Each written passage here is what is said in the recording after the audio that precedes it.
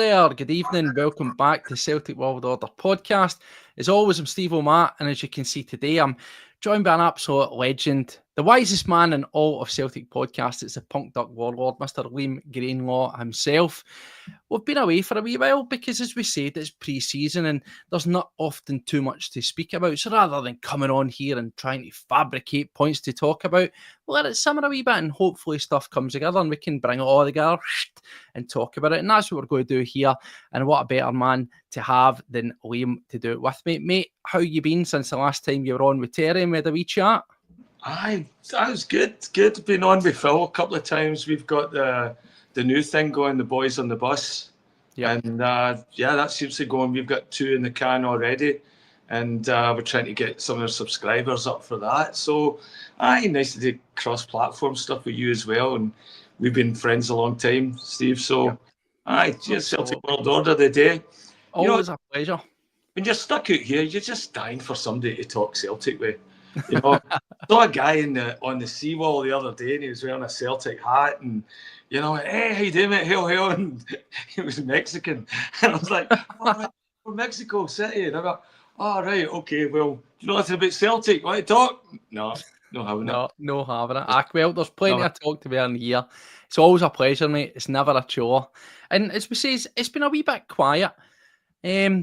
Maybe it's a bit early, but you read the social media room. Social media is a bit of a cesspit at times, but I think all the initial, look, we're getting the business done. There's names getting left, right, centre. Looks rather exciting, and it kind of, as you'd imagine, it simmers down a wee bit. There's maybe some reasons for that, and we'll pick through it. But we'll get in there. We'll see what we think of where we're at, where we're placed, because, pre-season is very much upon us. There's some other teams that are fully backing at it. Celtic, they'll make their way back in due course, and then we've got a game pretty much round the corner as well, which I think it's about 9 days. First big game there to go, and plenty to be questions to be asked, because I think there's a wee sort of undercurrent of just, discontent, thinking, come on, Celtic, get it moving, but there will be reasons. But anyway, quickly as we always do, the wee housekeeping. Welcome back to the channel. If you're a returning subscriber, thank you very much. We really do appreciate it. If you're new, welcome to you also, but hit the subscribe button. It costs you nothing to do that. Absolutely nothing. And you'll get notified every time we go live. If you want to help out, you can donate on there. Member section 199, we donation puts all this together. And of course, get us on X, TikTok, Spotify, Blue Sky, plenty of ways. Just make sure you share the love for Celtic World Order podcast. So let's get down to business, mate. As we said, there's not been too much. There's been a couple of rumblings. I think the biggest story really has been Nicholas Kuhn. That's there, seems that he's going to go back to Germany. We'll go on to that. Of course, we know that Benjamin Nygren, that's done. We're just waiting that in the post. But then there's also, is there some movement? Is there a bit of flipping and flopping around when it comes to these transfer targets? We'll discuss that. But one thing that we did get told by Celtic, and we'll start, I guess it's as best a jump-off point as any, is the return of Shaun Maloney. And this time it's in a capacity as a coach or youth development, head of all that. Pathways, they like to throw out the buzzwords. And it's been getting something a bit of a lukewarm response. I mean, I don't know where you're at with this one, Liam. I think for me personally, I think if you strip back the fact that he was a previous Celtic player, if you remove that from the equation, I think it's a good appointment, and I actually think it's a good fit. Aye, it's not bad. I agree with you. I think what ends up happening is we're looking at it and it's like, another job for the boys. But if somebody had said to you, okay, listen, for the youth team, the development team, we've got a guy that was the number 2 for Belgium for 3 years, that was in World Cups and European Championships and, and did reasonably well, right? If it was Thierry Henry coming in, who was also part of that training squad, would you have accepted Thierry Henry as the guy in the development? Because very similar, the two of them. In fact, Shaun Maloney's got a lot more experience. But I think he's no bad. I think he's been through it himself. He got a half-decent career, I think. It's a good, other than the optics, like the poor optics that have been another one from the inside, from the, everybody has to have some sort of like really link, but, it just seems lazy. But, deep down, I think it's actually I mean, do you think we need to demist and defog that sort of perception? I get it. But I mean, if you think about it, Shaun Maloney has been long removed from Celtic. Now, 2 spells at Celtic, we know that ourselves. But Shaun Maloney, even though he was a young guy, he came through the system and he was with us for such a young age, he never really felt like one of those guys that were fully ingrained. Hence him moving away and doing other things and then coming back. Even when he came back the second time, he never felt like one of the boys. He never felt like, the same way that you look at maybe a Darnady or you look at a McManus or somebody like that. He never really had that sense. He always seemed to be his own guy, is what I mean. And as you rightly says, he's went away and he's been part of arguably a golden era for a Belgium side that probably should have won something. The fantastic period there, regardless of what you think of Martinez as the manager that he was under. He has been exposed to proper elite level ways of thinking. Did that transfer to his time as a Wigan manager? Probably not. But again, it's Wigan, no disrespect to him. 32% win rate for whatever that's worth in his time at Hibs. Very split, 24 games, 9 losses, 8 wins. I think with Maloney, for me, mate, I think he seems to be a guy that's better as part of the system than the man at the front and trying to lead it. Now, I know you might say, well, Pathways manager, but he's not managing, he's overseeing. And I think strategically, he's got better ideas than trying to actually implement them from a manager to player standpoint. Well, I mean, there's one for your podcast. See if you can get Shaun Maloney on, because, Celtic's kryptonite is we're never able to communicate effectively what the big picture is or what the plan is. And I think that's why so many people are quick to sort of look at this appointment, and downgrade it because it seems like one of the boys and all that. Mm-hmm. But wouldn't it be great to have him come out and just sort of state, okay, here's our plan of how we're going to develop, youth players in that pathway. The last time we heard about it was the only time it was Gordon Strachan was being appointed to sort of develop this, that he was coming in, I don't know, 3, 4, 6 month lifetime contract with Celtic to sort of come in and develop that pathway. So I don't know, is he taking that on and to develop that? Because if that's what he's just coming in to take on, I don't see it working right now, because we've had a really, really poor record for developing players that are actually going to come up and play for Celtic. There's plenty going out the doors. Did we not lose another young boy last week that went to West Ham? Yeah, that was coming. I mean, we say lost him last week. I think that was one that was very much, listen, he'd been pictured in a West Ham top long before that happened. I think it was just one of these sort of admin things where the teams, for whatever strange reason these days always seem to coordinate when they make these announcements. But he was gone. But yes, young Cummins, I think Daniel Cummins was a guy that we thought, here we go. He made great numbers. But again, as we spoke about him, I think part of the Pathways problem is always going to be grounded in the fact that we don't have a competitive reserves league now. Playing against, joiners and stanklifters and stuff that are part-time in the Lowland League will only take you so far. And I think we need to up the game there. But in terms of Maloney coming in, it says that he's going to be working closely with Tisdale, who's obviously, he's meant to be overseen. He's meant to be the oracle. It's overseen and overarching everything at the club. Try to bring through the youth as well as identifying the players, so on and so forth, and working close to the manager.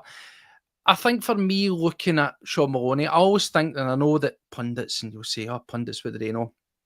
He always comes across very well. He always comes across very knowledgeable.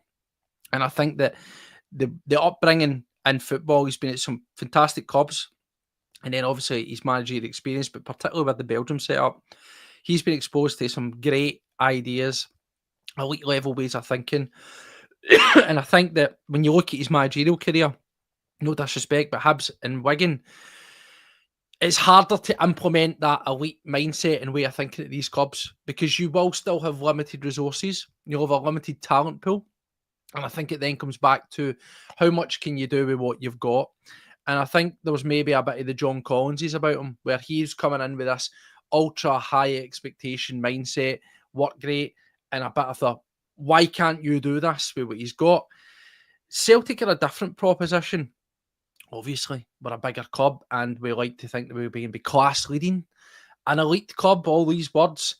And I think that there's room for whatever his ideas may well be that he's learned or things that he wants to implement, they can be upscaled at Celtic. And I think the mindset of young players coming in at Celtic should be that they want to learn more, that there's an expectancy that you will adapt and that you will have that mindset and you will do what you're asked and told to get to where you want to be. Whereas, and again, no disrespect to Hibs and Wigan, it could just be a wee bit more sort of low rent by comparison. I can see how that can affect him. I mean, the other thing I like about Maloney as well is he's got that O'Neill connection. And I think that's still very much still a fresh part of our history, that there's values that not just from the guys that played for him, but from O'Neill and then, right back to Brian Clough and things like that. Well, that there's an old school sort of value system as well that you're hoping that he can instill into some of these guys coming through as well, because we're still a club with a lot of pressure on us and that. And he must have hopefully picked up some stuff with Martin O'Neill as to how to motivate and get more out of these players. I mean, I know they're modern players now and the motivation and all that different, but my God, who could play well playing for Martin O'Neill, Aye. No, see, this is the biggest bit of news that's come out of Celtic. But again, it is just another drop in the ocean to bigger things that we've got, bigger fish to fry, which is, of course, the here and now development. We've sat here before, we've spoke about it. We thought we'd bring it up, but we could sit here and pick through the bones of what's went wrong with Celtic at that level for a long time. But, that is what it is. We'll see how he gets on with that one, but it doesn't solve the problems that we've got if you think there is problems with regards to the first team. And that's what I want to talk about. Because I says, Liam, it started off, loads of links, loads of wingers, Ollie Seta, Balikwisha, Negrin, Munoz coming in. Name. You're like, brilliant. Looks like Celtic getting right down about it. And so far, we've got Kieran Tierney, which is undoubtedly a elite level signing. A fantastic piece of business, somebody that definitely improves us. And Mr. Douans came back as a third choice goalkeeper. That's what we've got to show for during this window. Negrin's, we say, that's signed, sealed, delivered. And I think it was actually Roger Hanna, for my sins, that I was listening to the other day, and he made a really good point where he said, business will pick up the start of next month because there's a financial year that finishes at the end of this month. And for whatever stupid reason, particularly clubs at Celtic, where they're cash rich, they don't want to have late expenditure going out on those books for that season, and they offset it and they move it, and it's new season, that's how much we spent. It's nonsense. It's fluffing the numbers, whatever you want to call it. However, in terms of people coming in, it's went from looking focused to a wee bit slapdash, and I want to talk through some of the names that have come up and get your thoughts on it. But we'll start off with the one that looks as if it's going to be going out, because we've said time over again, Celtic's transfer strategy is usually sell somebody and then get the money and then spend. We've done a video on it. We spoke about it on your channel on here multiple times over the seasons. And this time it looks like it's Nicholas Kuhn. Now, it's Kicker that are reporting out of Germany, very well respected outlet, that this is pretty much a done deal. And the figure that was getting thrown about was £15 million, so about 17.5 million euros. And it's raised a lot of eyebrows. People are saying it's extremely cheap when you consider, I think there's 4 years on his contract left. Other people are saying he's not happy, get rid of him, move him on. Where are you at, Liam, with this one with Nicholas Kuhn, just first and foremost? Because it's been limited reports, but a very reputable one, and saying that it looks signed. Do you think Celtic are getting, well, firstly, good value for money at £15 million? Because folk were saying 20, 25 million. Do you think that's a fair price? And what's your thoughts? Is he a guy that was imperative to keep? Yeah, I mean, I think it's one of these ones you just sell him. When I saw the reports coming in at 20 million, absolutely. Even at 15, aye, okay. I think we have to be a bit more ruthless as well, that not everybody is going to have, outside of the football, is going to have the mental toughness to play for a team like Celtic. And I think that's one of the things that you saw with Nicholas Kuhn in this season is like, yeah, he's got the talent.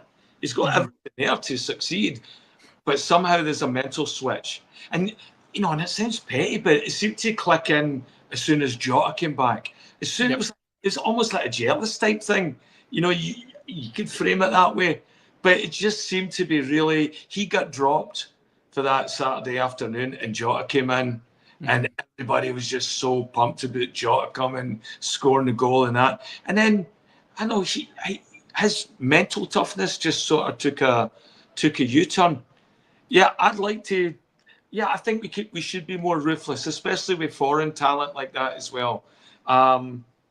If they're working out, like he said, so many opportunities. It's not like one of these guys where we've not seen much of him. We've seen a whole second half of the season, and he's one of these players. If he can turn it off and on as he wants to when he wants to play, then he wouldn't be playing with Celtic. But he showed as well. He turns it off. He couldn't turn it back on. It takes a while to get going, and he needs to build momentum. And for some reason, when that mental fortitude disappears and he lacks it, he's not the player that you thought you had. So, I think he's just very delicate emotionally, and that should be the stuff that we should be looking at when we're signing players is, can you handle the emotional roller coaster as Glasgow and Celtic? I mean, see with Nicholas Kuhn, he's interesting. I don't want to sit here and I won't sit here and badmouth the guy and run him down, right? Because there's undoubtedly that first season was what it was. We knew that he had an injury, these various problems, right? It just didn't happen. Brilliant through the pre-season, brilliant through that first season. Yeah. Absolutely, as Ian's saying, a Champions League level player. That first half of the season, phenomenal. If folk are throwing out various reasons, he's never played this many games. He's never played at a club with such expectancy, so on and so forth. And I get that. These are all factors that can come into play. But from where I'm looking at it, yes, he posted, which would be some players' entire season in the first half of it. He'd done a good season's worth for most players or most top players in the front end of the season. Now, what could have been if he'd even just a fraction carried that on into setting, that would have been phenomenal again. But he did drop off. Probably his last decent game was Bayern Munich, and then it was really off. Arguably his best game was against RB Leipzig, ironically, they want to buy him. But aside from the Bayern Munich game or games, it just looked like a guy that wasn't interested. Now, there's talk of interest in him, and it might have moved on. There's various factors, but I think once you start getting into that sort of biting at the fans and all this sort of stuff like that, it draws a line in the sand. And I think that for me, for whatever reason, Nicholas Kuhn's made his mind up that he wants to go. I think when you look at the 15 million, is it what you would expect with a guy with 4 years in his contract? Well, absolutely not. But then think of how much he actually cost. You're making a bit of money. I think you're making about, £10 million or something. And every guy can be 20 plus million pounds profit. It's just not going to happen. But I just think that if he is set on moving and his heart isn't in it, I don't think it plays well to do hardball. I don't think we should give him away. I don't think £15 million giving him away, Liam. But at the same time, I don't think it's one for Celtic to dig in, because what do? Do we exclude him for the squad? If he is trying to force a move, do we remove him from the squad and then it creates a divide, it creates tensions in the squad? Or do you throw him into the squad and keep him around, and you end up with, as we've seen, guys like French Eddie, guys like Ncham, stuff like that, where you're getting really sort of lukewarm, mixed, next to no returns, and it sort of is detrimentally the wider squad. So do you think with the price point that Celtic are willing to accept, by the sounds of it, it suggests that it's the player that's made his mind up that they want to move? I mean, that might be it. I mean, that could be it. And you never know what the reason is as well. He might just not like Glasgow. No, everybody's built for every city. He might just have a really hard time with the language, with the accents, with the weather. I mean, I don't know where he's from in Germany and that, but it's a bit of a culture shock. I've moved around a lot in my life, and there's been cities I've moved to where I go, oh, I don't like the look of this, and then just plan to move somewhere else. But it could be one of those things, and I think the board have to be really good at make sure that we do get proper value for these things, so that we're no held to ransom. I thought it was really terrible the way Starfelt left. Starfelt, we gave him away for nothing because his Bird moved to a team, and he didn't even move to the same country as her. He moved to a different country. And I was like, okay, well, why were we so accommodating there to shift him out there? Because, as you've seen in that next, he was coming on and he had a very good relationship with CCV. And it took us a while to sort of get that back. Well, I still don't think we've recovered. But, No. you know, so there's compassion within reason and stuff. And if he doesn't like the City, yeah, well, let's get rid of him. But let's make sure we can get the maximum amount. And that's something our board is not aware of, for the rinsing out every dollar, and you know, possibly can. They'll rinse as much as they possibly can for him. Yeah. But you're right.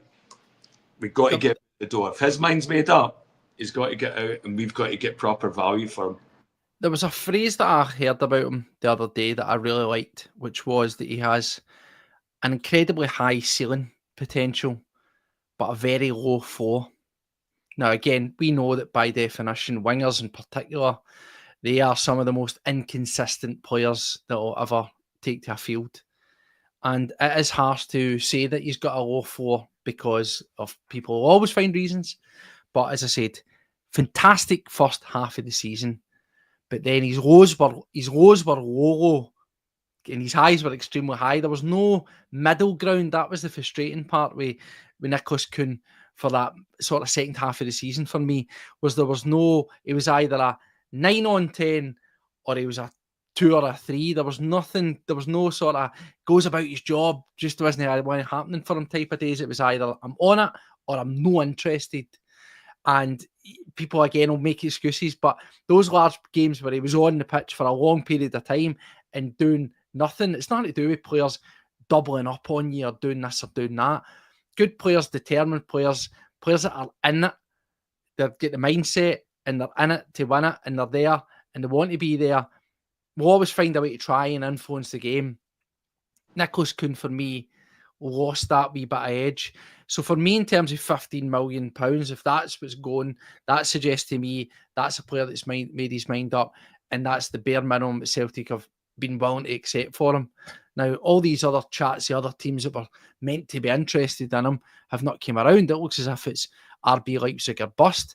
And personally speaking, I don't have a problem with selling Nicholas Kuhn. If you were to say to me, no, Stevie, he definitely wants to stay at Celtic, he 100% wants to stay at Celtic, then yes, I would keep him around. But I just get the feeling that it's not to be. And I think when we look at some of the signings, Benjamin Nygren and potentially the likes of Balquisha or Iraseta, for example, it just suggests to me that that is going to be the case. Now, talking to Benjamin Nygren, the guy's going to come in, a bit of a steal, but £1.5 million.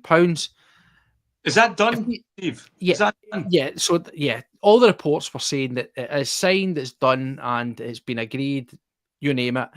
But we'll soon know as soon as the end of the month comes, because, as we said, it's likely that they're just holding off for the next financial year for stupid bookkeeping reasons. But yeah, so people look at that and say, typical Celtic, they've bought a guy at £1.7 million and cashed in the guy for 15 million. It can't be that simple, is it? Well, it is. We keep doing it. You know, we keep doing it. So, first of all, Benjamin Nygren that's coming in, yeah, I'm sold. I watched all the highlights. I'm looking at him. I'm thinking, well, Swedish international already. I saw it. He's played 3 games for Sweden. He scored 2 goals. I don't know if that's the senior Swedish squad, but yeah, it is. Yes, he is. He's involved. Aye. So if you're seeing that sort of thing, yeah, that's a great signing for me. Now, I really hope it's done, because I seem to having a Mandela effect last week. Like, there was so much stuff. We came flying out the gate as far as it looked like we were getting business done. It looked like we were okay. We were going to go back and we've got our intent. We're going after this wing or that. And I thought we had these guys selected, and I thought we had the right assessment of value as well, because the numbers that were thrown out are not outrageous at all, especially for a club like ours with the money. You know, when you see what we brought in from the Champions League and what we're bringing in from player sales, again, even stuff that players we haven't sold this year, we're still getting money for. Yeah, I'd like to see them announce that as soon as I can, because, as I said, the Mandela effect, I thought we'd signed more players than we have. Right now, It felt that way, mate. It felt like stuff was ramping up, didn't it? Yeah, and then I just sort of get the feeling that maybe it's like the suits are away, and that a lot of this was like the lower level people sort of like being proactive and taking action and stuff, and then when the suits are coming, we'll just calm this down. And you might be right; there might be a financial element to it as well. But I mean, come on, Celtic, you've got a communication channel. Talk to your supporters. Stop us guessing all the time. It'd be better if you had a much better focused communication strategy of other than just wishing ex-players happy birthday. Oh, but they like that. Well, I want to ask you, it says in the tagline there, for me at this moment in time, now it is early, I will caveat that, and as Ian says, window will pick up, too early to be negative. I've seen a lot of negativity. I have seen a lot of negativity on social media regarding this. But for me, the one thing that I would say I have a slight bit of apprehension, a wee bit of concern at the back of my mind, I can't help it. It's just Celtic have done this to me over the years, is that things look really focused. And they may well still get back on track, as he says.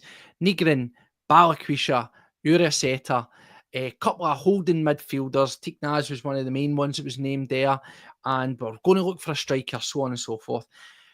Some of the names that are getting thrown about now, we've asked the question time over and says it's about getting in quality. We also need quantity. Let's not forget there's massive holes in our squad. We need at least 5, 6 players, and they need to be off quality.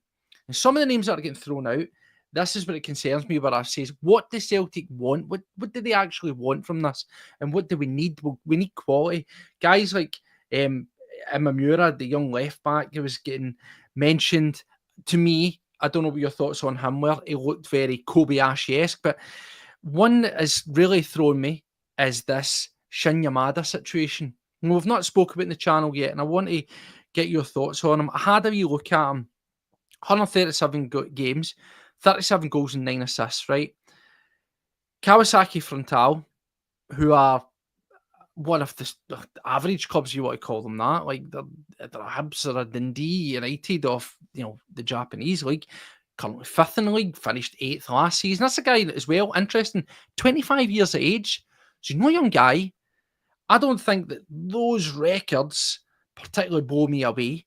It's a guy they're talking 1.5, £2 million for a punt when we need a proper striker. The young Guy Osmond's come in, or again, he's another one signed, sealed, delivered, holding off for whatever stupid reason. He'll get announced. But £1.5 million. Now, Maeda situation's key. And apparently, again, I use the word apparently because you never know with these reports, he will sign a new contract, but he wants to be the number 9. He wants to be first choice striker, and I think he's earned that, right? Because he wants to guarantee World Cup. That's what he wants to do. I would give him that. I would sign it. But Adamida aside, we need another proper high quality striker. And I just don't feel that a guy that's played 137 games and scored 37 goals for a bang average team in Japan is the standard we need. This is what I'm confused with this one. Make sense of it for me, Liam. Well, I think you look at the money that we're out there, we're trying to spend on a striker, 1.7 for a guy for Japan. Look at the money that we've taken in for players. We've never put anything out. Imagine us pushing the boat out and buying a £25 million striker. Yeah. We could do it. There's a lot of clubs at our level that we're going to come up against in the Champions League that are doing it. I mean, there is one elite striker out there right now, and he's playing for Canada, Jonathan David. So he was the striker at Rennes. Mm-hmm. He's a bomb. He's brilliant. I think he's going to be one of standout players at the World Cup. He's managed to get more attention in the Canadian national team than Alphonso Davies and Alistair Johnson and Tejan Buchanan. He's another one. He's with AC Milan. He was out on loan. No, he's at Inter, and he was on loan last year to a club. I'd like to see us going for like a top quality striker like Jonathan David. Should get him. He's with Rennes. And that's going to teams like that are not out the question. I just want to know, and it's a flippant statement to make, but who's scouting these guys now? As Joe's saying there, good to hear for you, Joe.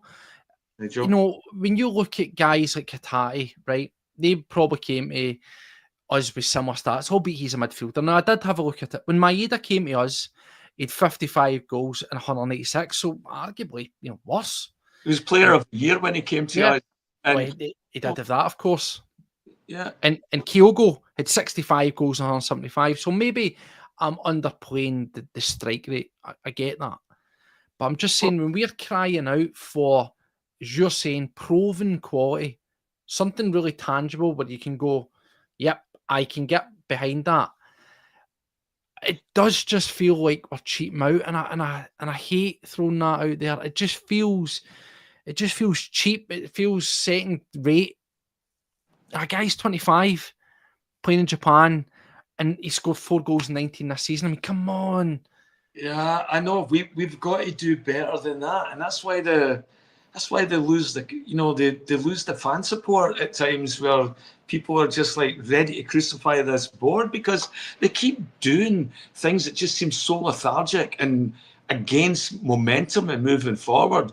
Yeah, it's hard to support these guys. Yeah. By the way, I've said this on the bus as well. I include Rodgers in that board as well. I think he has to come out and demand these players. I want to see him. If he has another poor window where he doesn't get what he wants, I don't want the hands in the pockets and like, well, we'll just make do it and this and that. I want to see him upset. I want to see him angry. Because he'll be judged on that. Because I'm judging him as well. I'm judging him on his inaction.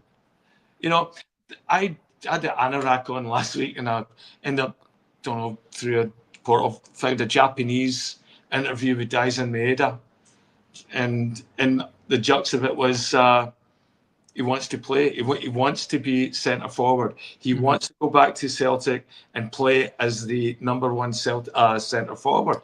Yep. And that's really interesting as well, because I said that at the end of last year, I think Rodgers is doing a disservice in 2 ways by putting him on the wing. One, you're not rewarding your top striker for being your top striker. And 2, Adam Ida isn't earning those striker starts. He's not our best striker. But when he comes on and then you move our best striker to the wing, I don't know. That just rubs me the wrong way. And I think you have to either we recognise Maeda's our top striker and we build a team around how to feed him, knowing that he's got all this motivation with a World Cup coming up.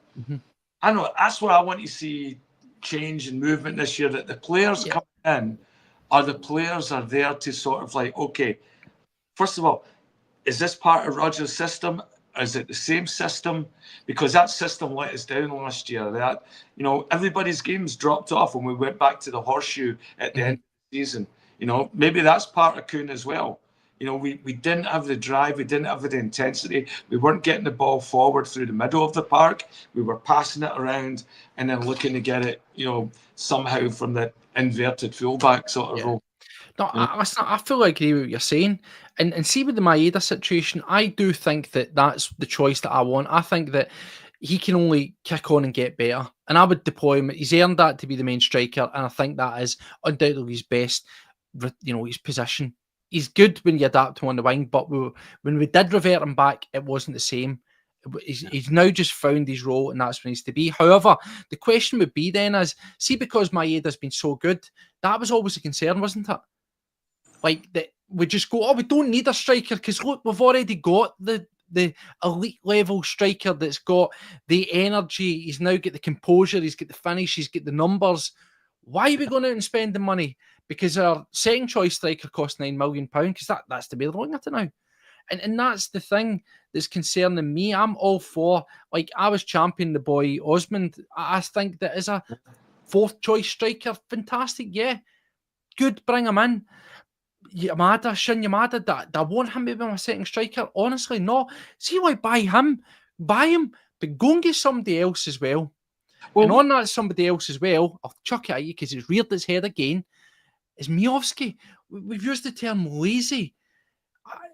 I feel that, see, for as ideal a signing it would have been a year ago, probably in place of Adam Ida, if I'm being honest with you, that ship's sailed. Move on. Yeah, Adam Ida needs somebody to challenge him. He's not winning that position on merit. And Johnny Kenny, I mean, he looked okay when he came on and stuff. He had a good turn of speed, a good shift in him and that. Thought he did okay in some of the games. I felt bad for him in the final being brought on. We hardly seen anything about him.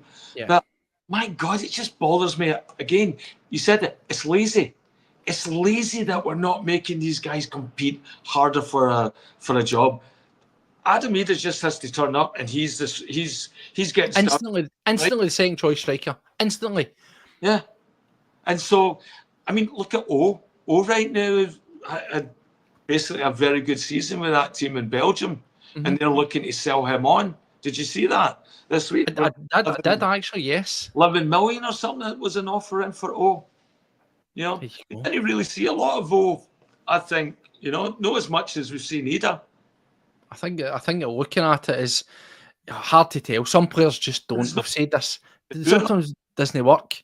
But the Miovski thing's reared its head again. And it'll be cut price deal, which is classic again. Listen, I'm all for Celtic going out and getting bargains, right? Negrin, folk are moaning because, it looks like we're cheating out. No, Celtic are taking advantage of good position. Guy's 6 months his contract. Brilliant. Swooped in.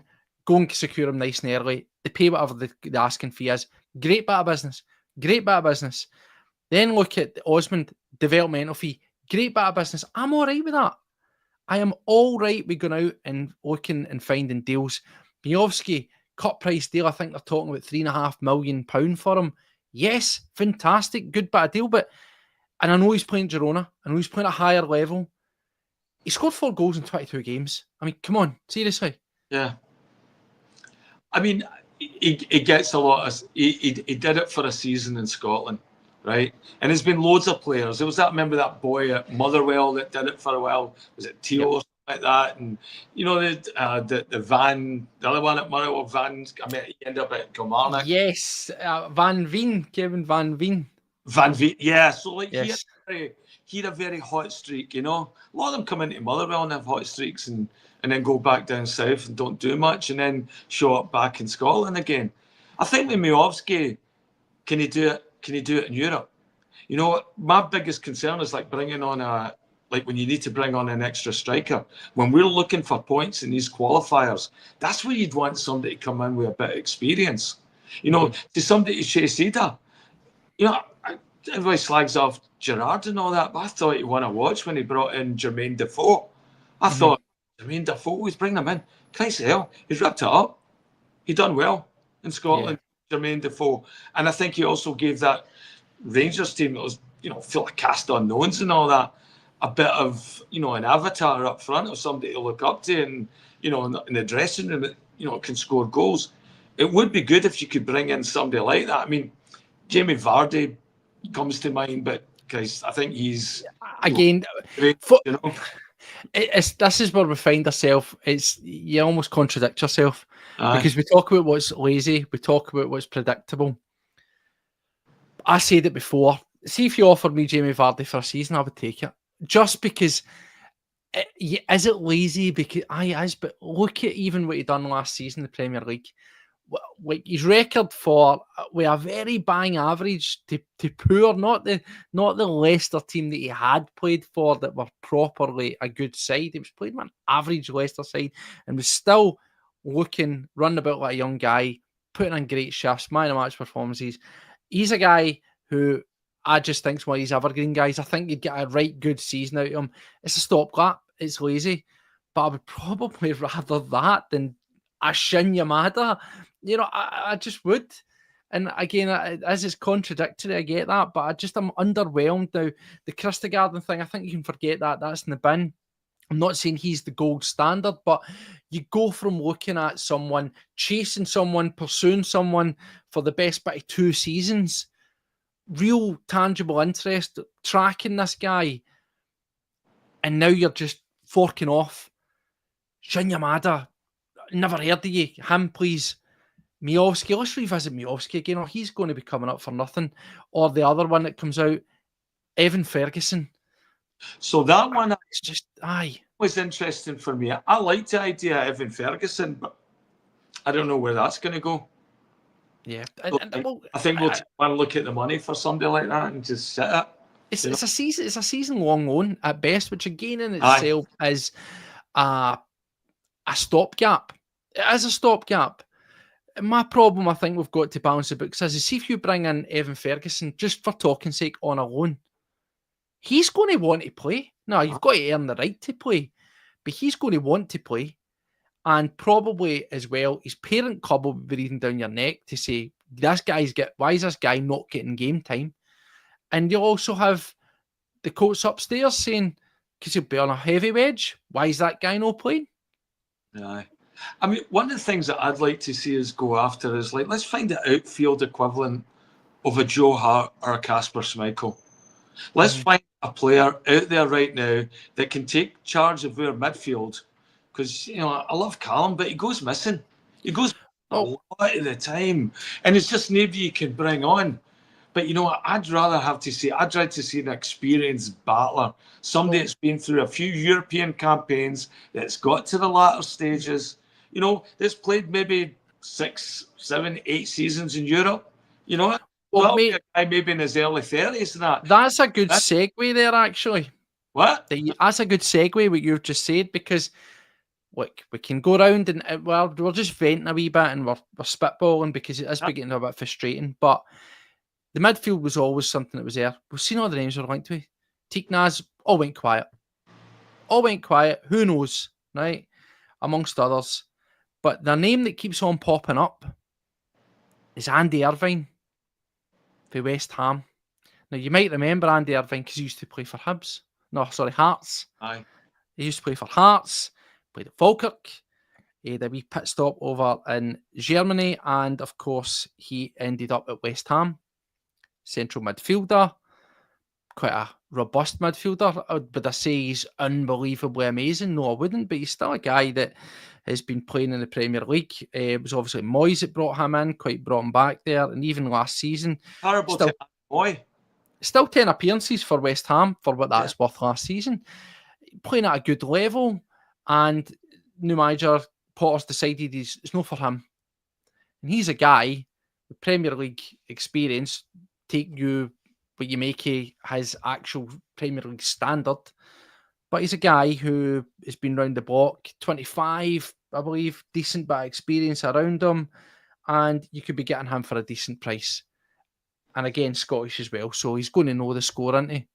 I mean, that sounds like that should be the signings that we're going after to earn a gamble. I mean, what would you get him for? Probably 10 million? Well, maybe even cheaper? I don't even think they want that much. No? Because he was brought in, he didn't have contract, and he was brought in to West Ham. He was basically floating about in the footballing wilderness, and Moyes brought him in and gave him. So he'll be on a modest contract at West Ham. Yeah. So, I would be looking at the international players right now. You'd be looking at all the teams that have already qualified for the World Cup or look like they are going to qualify. And then you look for those players that are on the peripheral. Who is it that would really need a showcase Champions League season to sort of put themselves in the shop window to make sure that they're coming to North America for the World Cup? And I think because we've got this sort of year, that would be an ideal scenario for us to pick up a more experienced, a more mature player, somebody that can pass on the knowledge and the wisdom that the same way a Joe Hart or a Kasper Schmeichel has. I think that's the opportunity there. And, could be guys like that out there that are wanting to play for, Portugal, Spain, teams that are definitely going, that have a chance, but just not quite there, need to showcase. And as we know, guys like Joe Hart and all that point out when they're in the media, we are a hell of a team to showcase your talents. The right player getting it right, we can revive careers. Go right back to Chris Sutton and more before that. But we are a fresh start. You said that, and that's something again I've always championed. I call them running bills. I think there's a 100% a place for guys that I would consider to be running bills, experienced, not exactly completely over the hill, although you might say, Steve, we just mentioned Jamie Vardy for a season, but in general, guys that are maybe in that sort of 29, 30 bracket, well-seasoned, well-experienced, on the periphery squads, as you're saying, and you pay them whatever they need to be paid, and what your reward is, not a sell-on, not a fee at the end of it, is what they delivered when they're there. The most recent prime examples, of course, Scott Sinclair. They brought him in, paid him handsomely, and what he done was he rewarded you season after season, and he went away for nothing. I think we got like 300 grand or something for him, but that's not the purpose of what Scotty Sinclair is. It's the experience, bring on the players around him, and producing the goods. And yes, Celtic can revive careers, and that's, we should be looking at these guys. There's a place for these guys, and I am slightly, no, I wouldn't say concerned. Concerned's the wrong word. I'm baffled as to why we have not been linked with guys of that ilk. I'm all for the youth, but there's been none of these experienced heads around. I mean, I remember the buzz last year when we were talking about signing Scott McTominay. I know, can you imagine now, eh? But that should be the expectations of at least the fans, because I think you end up going for 30 million. Well, we had that 30 million, and whatever it does to the wage structure, whatever, Napoli didn't give a fuck. They just wanted a championship, and there's a lot harder to win. I know I've said it before in the other podcast. I like Jack Grealish, and I know there's a problem there, and I know he's probably on extortionate money and all that, but I don't know. Is he looking to that guy? It seems like a guy who's know all about money, and I could definitely see him playing in the hoops, and he's pals with Callum McGregor. Would Rodgers be able I like the ambition. I'll be honest. I like the ambition. I just think that it's a wish. Oh, it's a ridiculous wish. I think that guys like, as daft as it sounds, guys like McTominay seem tangible, but when you talk about I think he's what, 200 grand a week or something like that. Wow, it's unmental. Get left off of what do you call him? Get left off the Man City team that's playing in that cup thing that's on right now down here. And by the way, that's a disaster. Empty stadiums. It's terrible, isn't it? It's on in prime time and all that. You don't see it on any of the tellies here. Nobody knows it even exists as this club world champion. They advertise the fuck out of it on every podcast, like the stuff that's sort of geo-fenced from my area here because there's games in Seattle. So I had it on the telly for everything. But yeah, it's been very poor. It's a shambles, but there's some things that have come out that I actually quite like that should bring in. I like RefCam. I like VAR on the big screen, so you can see what's happening. I do like that. I don't like WWF style individual player walkouts. That's absolute nonsense. You don't like that? Hold on a second. Celtic World Order. I know. Listen, I like the graps, but I don't want every single player getting their own entrance. I don't want that. It's going to turn into dances and TikTok moments, and everybody's going to be branding their own sui and all that stuff. But darts players do it. Darts players do it, right? Everybody does it. So they're going to look at what makes good TV, and everybody wants to see the star players. I mean, that's the one thing you nailed it there. This is an experiment of how to develop football for television. And I think what you're going to see with this next World Cup, it's going to develop the game differently because they're looking how to market this to North America and then through different platforms. Apple has taken a massive leap into football with MLS, and they're going to be developing different protocols and stuff so that it looks better and it's a better marketable product on television. They don't care about the beauty of the game and the authenticity and the originality. They want to make sure that they're working at peak performance and that they're not missing a trick so that they can market this and evolve it the same way they've done with NFL football. Well, we see there's winds of change in football. I just want to see some winds of change at Celtic in this summer window. I want us to do what we should be doing. Listen, the games are coming. We've got a game in about 9 days. All right, pre-season. got to look towards that qualifier. We need to get guys in the door as much as we need to get in. And just to touch on, because we did mention, but didn't touch on it, the Balikwisha situation. Chat that they've now got the audacity, Antwerp, who we know 1 season left on his contract, they want to raise about, I think, 35-40 million euros because they're in a wee bit of the troubles with the money. He's one of the guys that have signed. And the talk was he was going to be costing about 3.54 million. But now they're saying they want about £5.2 million our money, about 6 million euros. And Celtic going, oh my God, this is a shift in the goalposts here. Case in point, what I was saying about Shin Yamada and stuff, penny pinching. I mean, if you want Balikwisha, you go and do it, don't you? You just get them done. I mean, they're not doing anything for Scottish stereotypes, are they? I mean, it must be an absolute stunner to work, have a player and it's like, oh, you're dealing with Celtic. And it's like, Jesus Christ, every penny's a prisoner. Even when you gave them a good deal, they want that little bit more.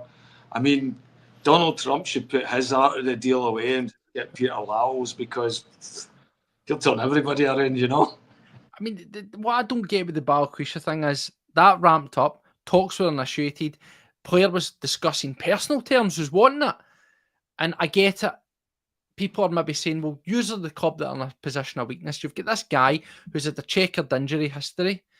He's got 1 year left in his contract, and we know you need to raise funds. But really, should we be trying to whittle it down by another couple 100,000 or $1 million? I mean, let's be honest here. It's just, this is the bit that's really, really frustrating me. I still think this is a guy that should happen. But he was in the pocket for me alongside Benjamin Negrin. When I came on here about a week ago and going, these two guys, 1, 2, they'll be our first two big names that will be set. Big names, summer signings, they'll be the first two in the door. And this one just seems like it's getting cast out to sea a wee bit. Yeah, and we're going to get all this, you'll be better next year with a full pre-season behind him and all that. And that seems to be the new buzzword, that goes... Because sorry to jump in, because Palmer scored a goal and apparently it was a screamer. So he'll come back like a new signing. You won't need Balikwisha anymore, will you? Yeah, I mean, he seems to score every second game for Honduras, right, Palmer? I'm surprised nobody's snapped him up, I don't think he's one of the players. I think he needs a hot climate to play in. I think that's why he did okay in Greece and in places like that. Like, a cold Wednesday night, up in Livingston, and that's for him. Perth, and that's not going to help him out, And some players just don't like the cold, and he could be very much one of them, Climate fair weather player. Yeah, well, I mean, MLS, I'm surprised he hasn't come over here. I mean, his run and gun game, and I imagine there's no shortage of connections with him being Honduran and so many Honduran players in the MLS. I mean, could end up here at the Whitecaps, Well, but yeah, we'll look at that as a new signing, and who knows, he might come in and have one of these great pre-seasons and then disappear. So it's like we've looked at Palma. Does he have the mental toughness? Yeah, I don't know. He got a bit wrapped up in Instagram. He's always seemed to got a new goal celebration. He's a bit flashy for what I think we want. He doesn't. If you provide the goods, you can be flashy as you like. You can have your own line of clothing called Demolition, and nobody's going to care. So, well, but you got to deliver goods. To wrap it up and bring it home, we are early on. We're not bedwetting and all that, but we are. You've jumped in. I was going to ask you. I was going to say, what does at this moment in time? It is just an early opinion. What does the mood music sound like to you? What are you expecting for this summer of Celtic? Because forget the Deadwood moving on. That's stating the obvious. We need quality, but we also need quantity. We need to get the job done with a view of the Champions League qualify. We need to secure there. Are we going to get typically slow Celtic dithering business and see, if we get into the Champions League and then we might start moving it? Or are we actually going to try and, God forbid, prepare to win that game for the off? Yeah. Well, I think what I want I mean, what will help me is I want to see our manager come out and make a statement. He doesn't have to take on the board or start the season fighting with them or anything. But I want to see that there's an urgency that Rodgers needs to get these players in for the pre-season, because we've got, no matter who we get, we're going to have a very challenging Champions League playoff that's going to scare the shit out of most of us, because we'll be going in with Tony Ralston at right back, and we'll have, like God knows, like, Liam Scales and CCV, and yeah, I don't know what team we're going to get. And if, God forbid, that we end up accepting a deal for somebody like Maeda and that as well, I don't see that looking too good. So for me, the optics that I want to see some urgency. Okay, if we're waiting for that July the 1st, let's show me that you've been lining all this up and you've got one, gives a Nike Friday. Just give something like that shows you've been doing your due diligence and it's not the same old record at the same wrong speed. Does Brendan Rodgers, there's a situation there now, he did say when he signed he'd be here for his full 3 years unless the board get rid of him. Well, there's some sort of clarity need to be made in his situation? Do you feel that maybe is going to play into how this summer pans out as well? We know he's going to be there for this season. I'm not saying that he's not going to be there. What I mean is when is the time that Brendan Rodgers' situation needs to be addressed? If he's going to leave at the end of this season, does that affect how we might or might not conduct our business? Does it, take away player investment, player signing for you? Do we draw a line in the sand and Rodgers says, this is my last season, or I will consider an extension? You know what? We'll see that. And I don't always think it should be on his terms. I think we have to have a say in this as well. So, I mean, a lot of people's opinions are going to change at Rodgers. If you lose that first Rangers game of the season, you don't qualify for the Champions League, I think you have to look at Rodgers and say, okay, well, wait a minute. And I know it's away from home, but if you take another beating off Rangers again, this time with another novice manager, you've got to start questioning him about, okay, how much of this are you really in it? Were you looking for a rest for 3 years? Are you really trying to make this third year your swan song, so that if you do go out, you're leaving us on such a high? But yeah, I don't know. I think I look at somebody right now, like, comfort's the biggest problem with this Celtic team. And I look at Rodgers right now. Saw that pictures of him through the week with his grandson and all that, but snuggling up with Conor McGregor and that. Gucci Crocs, mate. He had Gucci Crocs on. Jesus God. Honestly, that looks like a man that's very, very comfortable in his life. You're wearing Gucci Crocs, you've got far too much comfort going on. Gucci Crocs and a heated driveway. That's what you'll have. Nutter beside him. I want to be turning up the heat on the Celtic board. That's it. There's not much to write home about. It's been frustrating, but at the 25th, we'll soon know, as you says, financial year will be over, and I would love it. I would love it. I think we'll definitely know we're going to get Osmond. We know we're going to get Nygren. They'll be the first two proper ones that are going to be brought out, because there's fees attached to them. There's about £2.2 million of fees, and as we said, for balancing books and all that garbage, they'll be front loaded. But it would be nice to have one of these other names that have been thrown about, whether that's a Nuria Setter, whether it's Balakwisha, whoever else, Amura, whoever you want. Be nice to have these people in, as you say, and going, all these stories, you've joined up the dots. It's been a bit of a smokescreen. But yeah, I want the manager to really put up the heat on it, because coming back to pre-season, we will come back weaker, let's be honest, because, well, straight off the bat, you've got Jota injured. That's it. Your squad's instantly weakened. Kuhn maybe going, you're instantly weakened. Yeah. Hey, just on a side note, Canada played El Salvador last night. I think it won 2-0. Salvador had 2 men sent off. The second one was a straight red with a guy, with Alistair Johnson taking another elbow to the head.